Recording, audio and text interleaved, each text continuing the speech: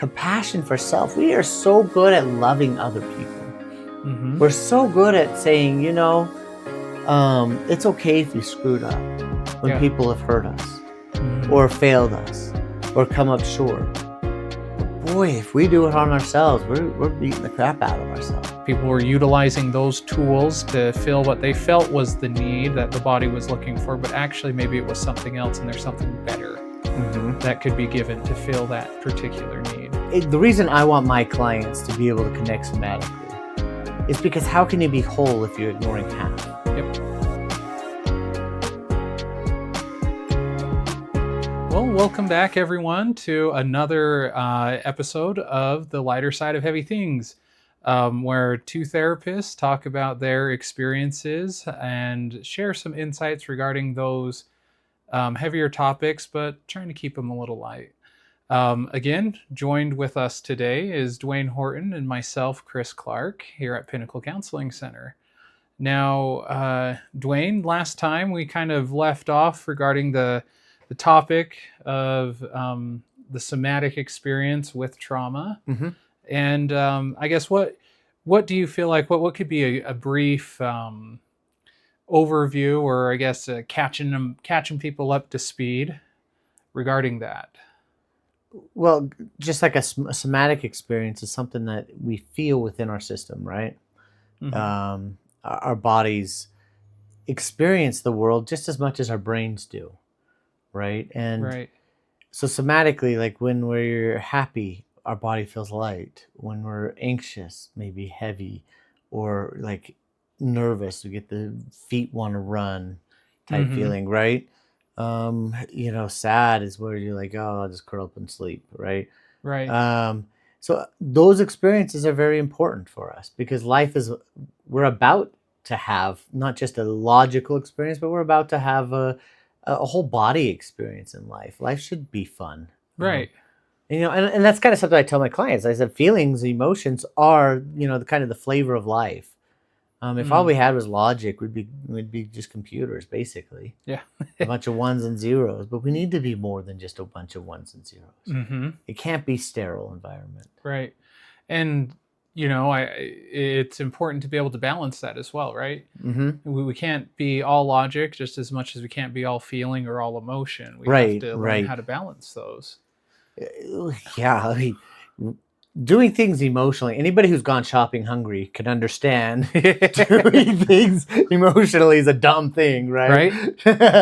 Or if you're sad and you're like, hey, I wonder what Amazon has on deals today. Yeah. And, there's nothing like coming home with several bags of chips, junk food, all sorts of things, and you sit there and you wonder, wait. Is this why I'm fat? Yeah. Don't call me out on this. Emotional eating. Yeah. You're exactly right. Yeah, and with that, I think that's something that I know that's been more recognized as time's gone on, how trauma really affects. Because, I feel like if you read a lot of early works discussing the trauma and those sorts of things, when it first started really being heavily studied following, the end of, I think, the First World War, that's kind of when it became more of a bigger topic that psychologists and psychiatrists were looking into, mental health experts. And there was, what they thought was a split in the psyche. Right. And, but now we kind of understand that, yes, there is some sort of split that's happening, but I feel like now it is better understood that perhaps maybe the split that is being seen might be that split between the mind and the body. For sure. But why, as a therapist, dude, why do you want your clients to have that reconnection between mind and body? How is that important for you? Well, I mean, kind of what you were explaining before, that I feel like a person's life experience isn't full without having both the mind and the body, right? Because, I'm sure if you think about something, yes, that's important, but it's also important to also feel what that experience is. That's why in relationships, they can't all be just logical. with Well, others, you know? but I mean, even within relationships, that's a great example of it. Like, you kind of got the honeymoon phase of a Hmm. relationship, right? Where it's all like butterflies and, you can Yeah. see your partner, I don't know, picking their nose and you're like, oh, it's not that bad. At least they like, wash their hands afterwards or something, right? Right. And you kind of dismiss that. Everyone does it. Everyone does it. It's just uncomfortable, right? And then it, kind of moves on to, a more like, okay, year one is over. Where are we at? Okay, we need to start setting boundaries and, kind of those things that you did in the dating and the honeymoon phase of a relationship start to go away and it becomes more stagnant. It might be a good word for it. Where all those things that you did to show each other love in those first years start to go away as time erodes, and then kids come in the picture, and that complicates it because now you're like, oh, I have 24 hours in a day. I got to spend it with everybody. I got to check in, but then I'm also got to worry about me in Hmm. that picture, and it's like easy to be like start to become robotic in our actions, right? Right. And I think, you using that metaphor of a family um, is very pertinent when we're talking about our own mental health, Mm-hmm. because we have the we could say we have the kid that is anxiety, the depression kid, the trauma kid, Right. and that how each of these kids end up interacting or influencing you in your life is going to really dictate on the behaviors that are now being seen, Mm-hmm. that you're experiencing, right? The depression kid maybe comes and they start jabbering or talking in your ear with certain thoughts or feelings, and then your body starts feeling heavy, you start feeling mopey, sad, no energy. Right.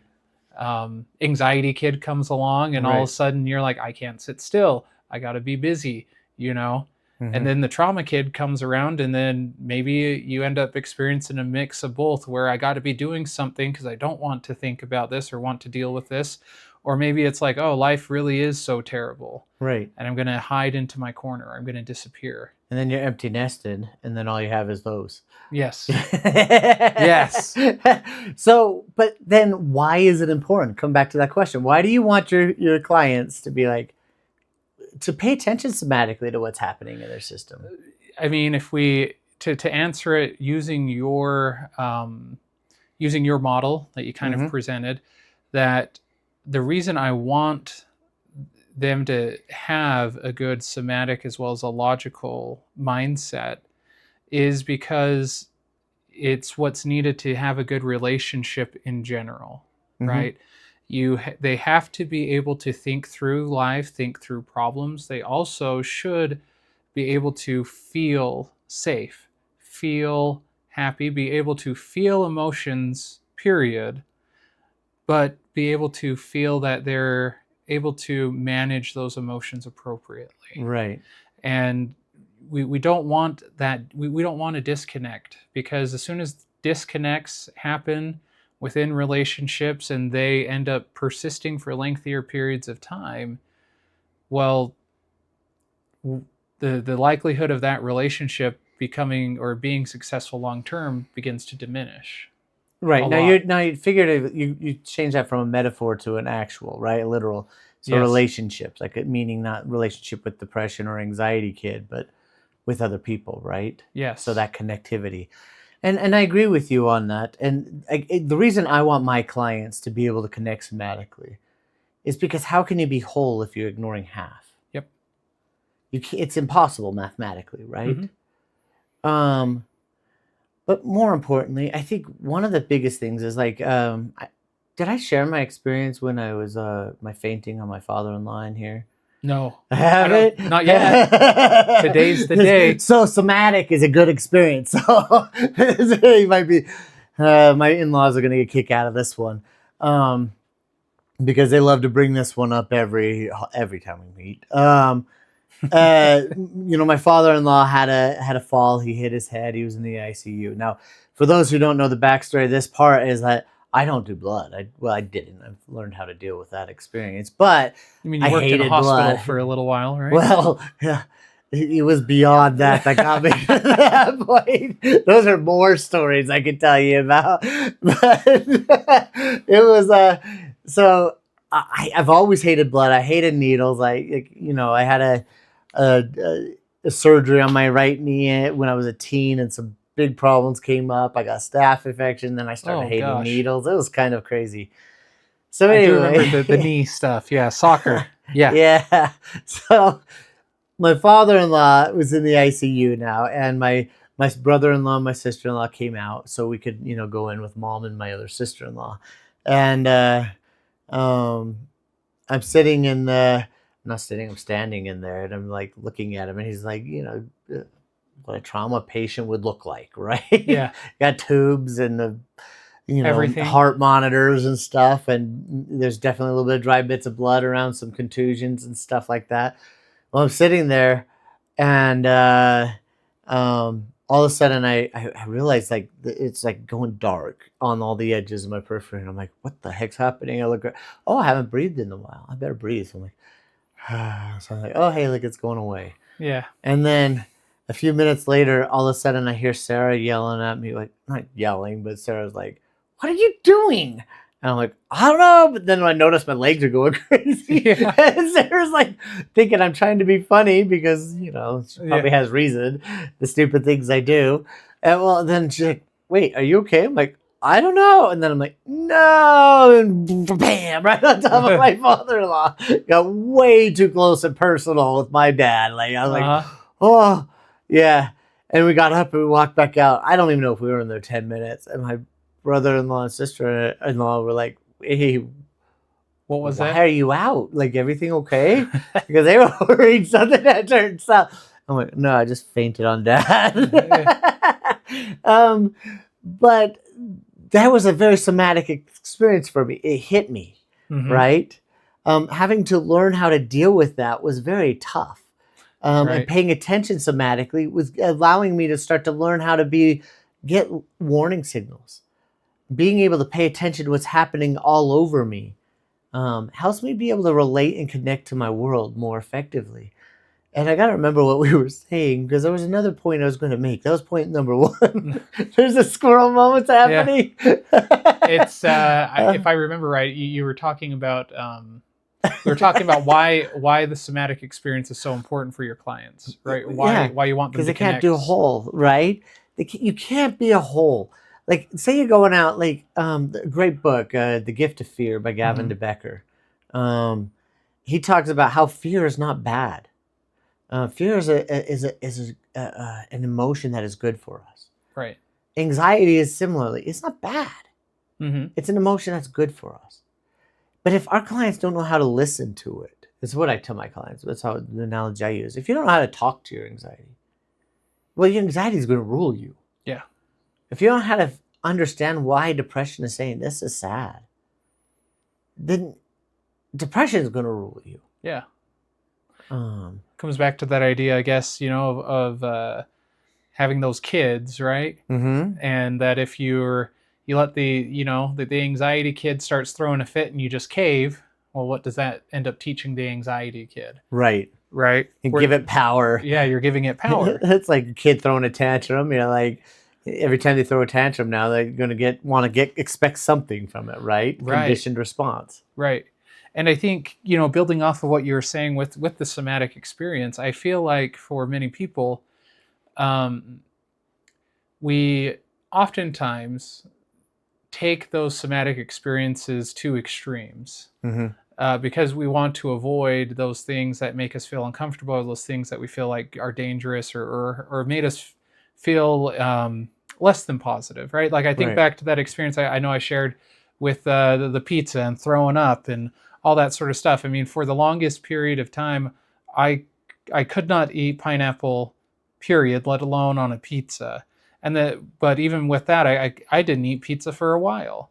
Right. But it was because somatically, it's like I would see it, my stomach would start turning, twisting, and feel a little bit of that nausea. And I'm like, nope, not going near that. Right. Right. And that's the part of it's kind of adding to it. So wanting the somatic experience to be able to reconnect with the world. Like what I learned from fainting on dad was the fact that Dwayne, you're going to have to pay attention when you're breathing or not. Mm-hmm. Anxious people don't. Anxious people have a tendency to hold that breath. Yeah. Or and hyperventilate. or hyperventilate. Yeah. Either way, I was an expert at fainting. Yeah. Uh, but we tend to like hold our breath just naturally, not even thinking about it. So having them to be like, hey, wait, what's happening right now in this moment? Gives them a chance to check in. Mm-hmm. And that's learning to listen to what's there, right? Right. Um, and part of that is also leads up to, so anxiety is not bad, depression's not bad, right? Right. But they're going to affect our body differently. So how do we know which one is here? Right. And I think that comes back to what we were mentioning of why that somatic connection is so important. Mm-hmm. Because not only is, depression, anxiety, an emotion or a thought, but it's also something we feel. Mm-hmm. And sometimes one of the best ways to help people recognize what those feelings are is to teach them to recognize that feeling, that somatic feeling that they're having. Right. Right? To be able to sit with a client and be able to, you can begin to tell that they're anxious and then ask them, like, how are you feeling? And if they can point that out, oh, I'm feeling anxious. How does that feel in your body? What are you noticing right now? Oh, my chest is getting tight. Yeah. I'm starting to, my feet are starting to bounce, these sorts of things. Mm-hmm. And I've had clients tell me before that sometimes for them, just making that realization or connection of, oh, this is why I feel the way I feel. Or when I feel this way, oh, I'm anxious. Or, Right. oh, I feel this way. Oh, I must be feeling a little sad, depressed, or angry, or irritated, or frustrated, whatever. Right. And kind of like that is like people want to have that experience. We want them to be able to connect with people, right? And that's often when clients will come in and say, hey, I want to be able to connect with my partner or, my kids or whatever. Mm-hmm. But if they don't even have an experience with themselves, they don't even know themselves, how can they connect with something else? Right. Right? I am convinced, like, there has to be a wavelength that anxiety lives on. Like, we haven't found it. There's got to be a frequency. What hurts is that. Right? Yeah, like, holy cow, because, like, you're sitting there in the room with your client, and you're like, oh, crap, my anxiety's up. What's going on? Oh, I bet they're anxious because it feels different than my anxiety. Yeah. But it's in the anxiety ballpark, right? It's like it's like all color blues or something, right? There's a light blue and there's a very deep dark blue, but there's blue nonetheless, right? Yeah. And it's like, and my clients are always shocked that I could tell when they're anxious. And it doesn't have to do with their body movement. I mean, that's the obvious one, right? But it's the idea that there's a way we can now have a shared experience. Mm-hmm. Well, if we can learn to have a shared experience on that negative emotion, what if we can also have that shared experience on a happy emotion? Emotions are emotions. You can't turn off just the sad, the uncomfortable ones, the bad ones, right? Yeah. If you turn them off, you turn them all off. Mm-hmm. They're on the same switch because they're in the house of emotion. Yeah. Right? You're right. Right. And I think some people feel, well, and I guess that's how people oftentimes perhaps end up feeling like they need to deal with their feelings or emotions. I just got to turn them all off. Mm-hmm. Because they don't understand them. Mm-hmm. Right? I mean, anybody who's a parent, like, you look at a problem, like, oh man, what do I do? Yeah. I mean, it's the same feeling as like your own emotions, right? Uh-huh. Like, yep, that just happened. Yep. Yep. And I think it comes back to what we were saying with that relationship model with trauma and somatic experience and those sorts of things, right? Is that disconnect that often occurs because, again, going back to the pizza, I could have just written pizza off for the rest of forever and just said, nope, never, ever am I touching that again.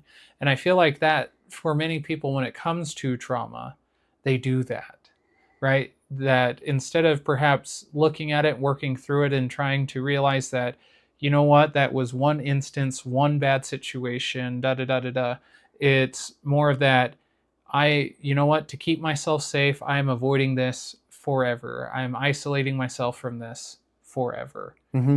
Which I guess, for pizza, maybe that wouldn't be so bad for my waistline, right? But in an actual relationship with other people, right, like, that's not helpful at all. Which is another reason to want them to have that somatic experience, Because if they can have those ones with me, Mm-hmm. that means they're opening it up, and then they can, more importantly, if you can dive into what I call the ugly, Mm. because they understand. If they can dive into their ugly emotions of fear, whatever it is that might scare them, and come back out unscathed, well, then if it comes up throughout the week, they're more likely to succeed. Yeah. Right? So wanting them to be able to dive into it is to also start to build up that emotional, strength and building those emotional muscles. Yeah. Um, Like I can think of many clients who I've started doing trauma work with, and in the process of it, as we're processing, working through things, they get teary and they might start crying, mhm. which rightfully so regarding some of these things, right? There might be a lot of sadness involved with some of these things that they experienced when they were younger, and it's just so interesting that many of them, it's so interesting to see that after they're done crying and everything, in that moment, right, they say, wow, I didn't want to do that today. Right. Like crying was not safe, or that wasn't okay for them to do that. But then me being able to sit with them with that and be like, well, why was that not okay? Right. What tells you that's not okay? Uh-huh. Where did you learn that that was not okay? Which is also another reason to have a somatic experience. It's them getting to know themselves, but also learning to do it with compassion. Yes. Right? Like, I don't know, drugs are always an easy one to go to, right? Uh-huh. We could always go to drugs for if we need anything. And Yeah. I don't know. Maybe not the right things.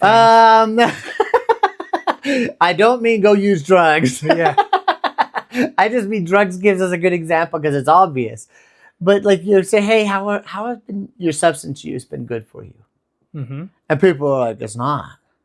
Oh, Then why that do you tells me keep there's doing it? shame for it, Yeah. right? But people don't understand. Drugs are just a tool. Mm-hmm. I mean, this is something I say all the time. I mean, I could put 1,000 pounds of meth right here on this table. Put whatever you want, your drug of choice, fentanyl. Yeah. It will never bother me because it's not getting into my system unless I, go and inhale it intentionally or, start to shoot it up intentionally. Yeah. It's a tool. So it's been good for them for some reason. Mm-hmm. And having people understand that, like, how has it been good to shut off your emotions? Yeah. And start to allow compassion to come for self. Compassion for self. We are so good at loving other people. Mm-hmm. We're so good at saying, it's okay if you screwed up when Yeah. people have hurt us Mm-hmm. or failed us or come up short.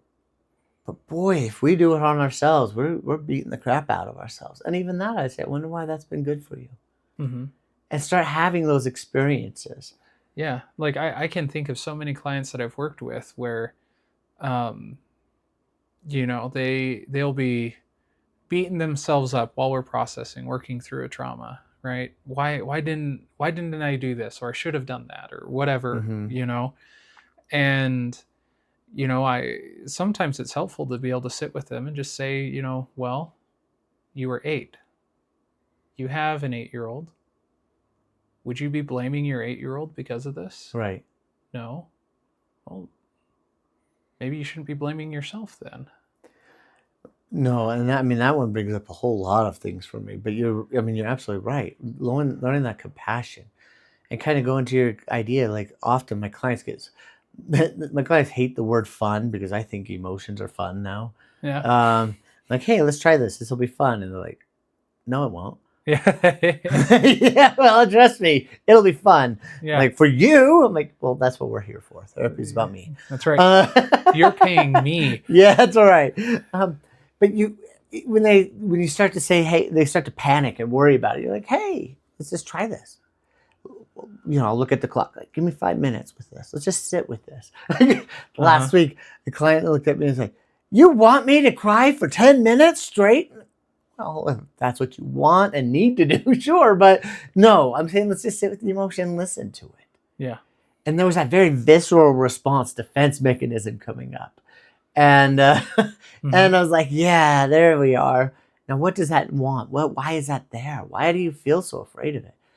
And it's interesting is that shift goes from often from anxiety, which is our protective emotion, to, like depression or sadness or shame or guilt. Sometimes comes back out to anger and rage, and then and then you start getting this whole big thing of emotions. And then I can almost say almost every single time, I can't think of one right off the top of my head. They get done with it, I say, oh, that wasn't as scary as I thought it was. Yeah. And it's like, now they have an experience. But kind of building on this somatically, so it's why we want people to connect with their world, right? In order to connect, they got to have emotions. Yeah. Um, and not just the few emotions they select. Right. Because you can't do that. Well, I mean, it's like you're asking you try to say you have an artist paint you a painting, and you say you can only use, a number 2 pencil, right?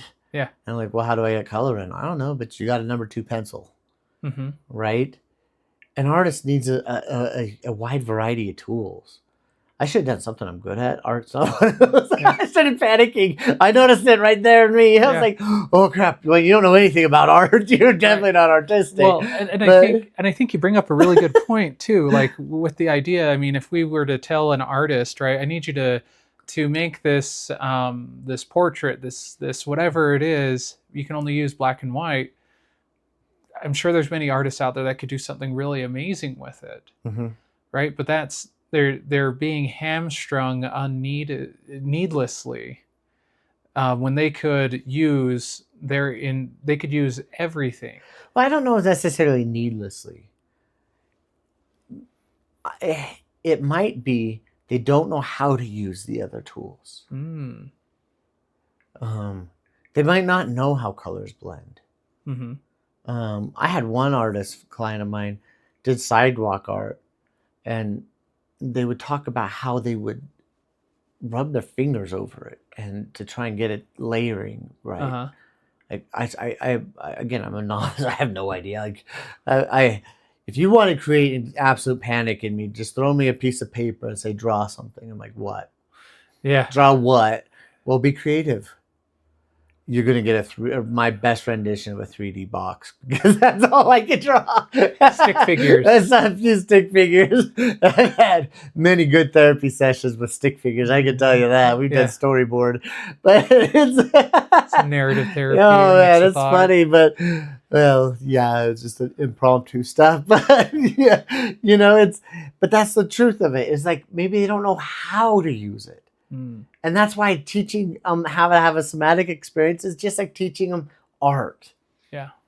And the more tools that are at their disposal that they feel comfortable with, the more they can engage in their world.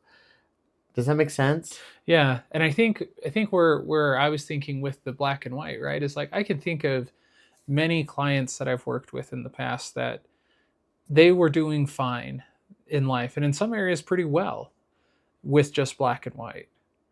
But then something came up where all of a sudden that wasn't an option anymore and they needed to do something else. And then all of a sudden that's where they are like you mentioned, the freezing. All of a sudden like, wait, what? But this is what I do. This is what's always worked. Well, you can't do that anymore. Right. We need to do something else. And so that's why they need those new experiences, right? Absolutely. I agree with you on that. And anyways, and like you said, that training that then occurs is that we're able to work with helping the somatic system be able to reconnect with that person to help that person have a more whole life experience is so important. Because not only is the mind often damaged when it comes to trauma, but also the body as well. Right. Absolutely. And that's kind of, so reconnecting with themselves, having a good experience with themselves leads to compassion. Right. But there's another reason why we want to build up those muscles is because, as we talked about last time, trauma in any of its forms, big T's, little t's, trauma tends to create it tells the brain that it's still going on, right? It keeps that fight or flight system going on because the brain freezes. Right? Yeah. It doesn't realize there was a beginning and end to that moment. Yeah. It feels like it's always just right below the surface, right? But if people are afraid to feel that experience, the body doesn't know how to move through it. Because it's like, well, I panicked. I froze. I did nothing.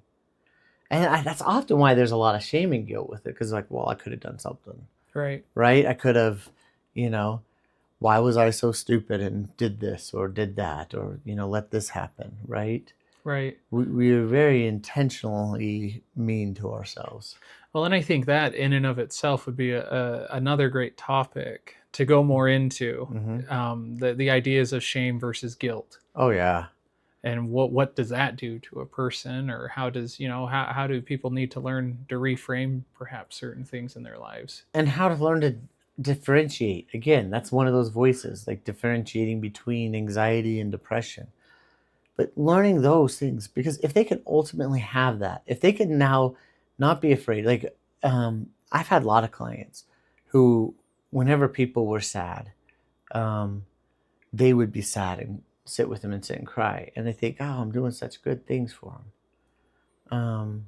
And, but I think the problem with that often is now you're both sad. Yeah. It's like, no, there's more injustices in the world. However, if people are like saying, oh, I'm sad, but I know that it's okay to be sad now Mm-hmm. and it's going to get better. And they can sit with that client or their friend or whoever and be like, hey, we can be sad together for a minute, but it's going to be okay. Yeah. Right? And that we don't have to keep on being sad. Mm-hmm. But I mean, even like fear, like this week, my daughter did something that was really, she was talking to people. She's what, 11, I think. I don't know. Mm-hmm. She's 11, I think. She's almost there. Thanks. I only know that because my daughter's birthday is almost here. And I know. But she's and she was talking to people at a public event that we were working with, right? mm-hmm. And I said, that's pretty awesome that you did that. She said, well, I was afraid. I said, you're right. But I said, you know what? You can't have courage without fear. Yeah. But you can't have happiness without sadness. Mm-hmm. You can't have peace without unrest. How do you know what peaceful is if you don't know what it means to be anxious? Yeah. And that's why I told my daughter, I said, look, I'd much rather celebrate the fact that you overcame that, because fear has nothing left in that. Fear could say I was there, but fear has to admit I lost that fight. Right. Because you found courage. And that's the same thing with our clients. When they're in our room and they feel that feeling and they get done with it, like, oh, that wasn't so bad. They now left with that courage. That's not that we did it for them. No. All we did was like sit there with them and witness it. We didn't sit and cry with them. Mm-hmm. We sat them and let them have their experience and say, it's okay. Yeah. And that is what makes that's what makes therapy powerful. That's what makes therapy changing, is because it's safe to do things that they sometimes couldn't do anywhere else.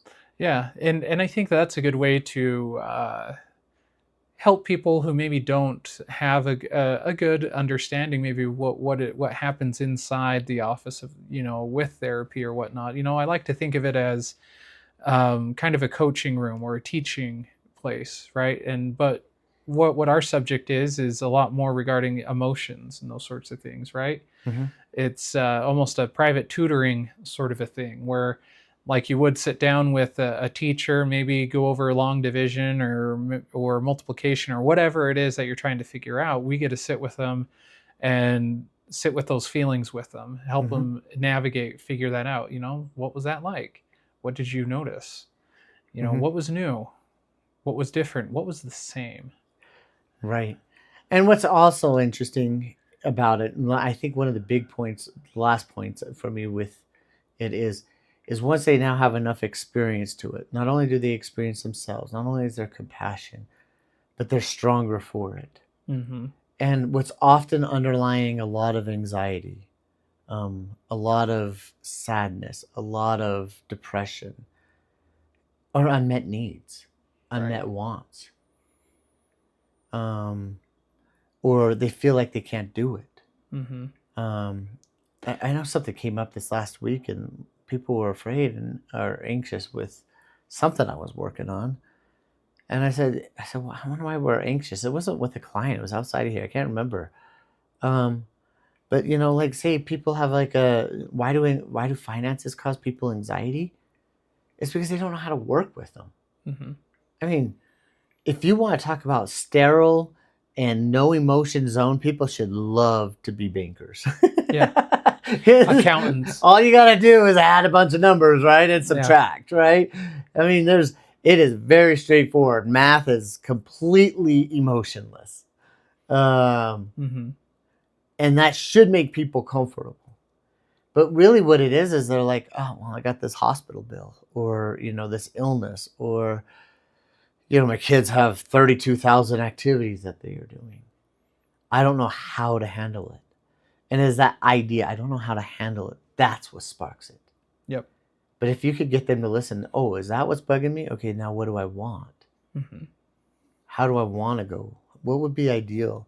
Then they start kicking themselves out of anxiety or depression in their own way of understanding it. Yeah, and I think with that as well, you're wrapping right into with when we're talking about that somatic experience, how many times when we sit with our clients to be able to help them understand, like, well, now that we're noticing this is how you're feeling or what this is the body's communicating to you, what does it feel like it needs? Mm-hmm. And help them be able to understand those needs even better. Because again, maybe, certain things with the drugs, maybe people were utilizing those tools to fill what they felt was the need that the body was looking for, but actually maybe it was something else and there's something better that could be given to fill that particular need. Right. And that's the next step that we end up looking at, right? When it comes to those sorts of things. But I feel that today we were able to spend a lot of time, I feel like, better explaining what that somatic thing is and how important it is in regards to trauma, how it relates to those. Yeah.